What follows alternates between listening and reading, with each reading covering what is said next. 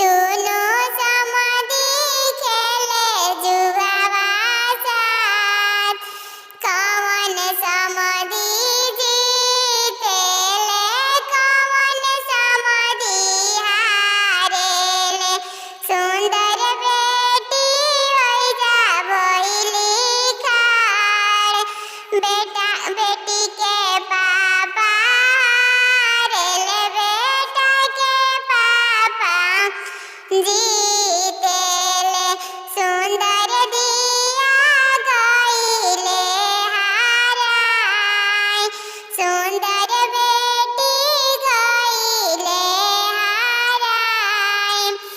अपना की जनवा से बोलेली सुंदर बेटी, काहे पापा जुआवा में हाय।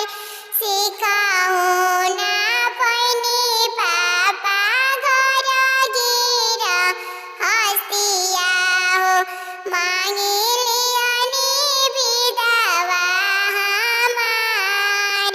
सिखाऊं ना पैनी बेटी घर बारा तनावा हो, मांगी लियालू विधवा हमार।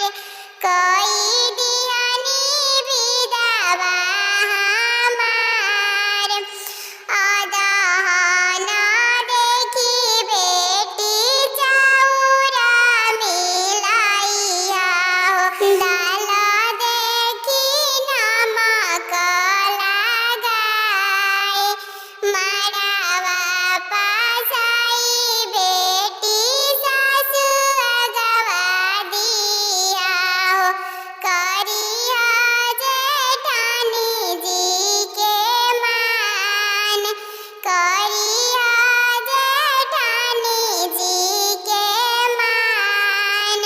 सासु ननद पापा में गरी आई है हो, हमारा से सालो ना जाए, हमसे ऊ सालो ना जाए।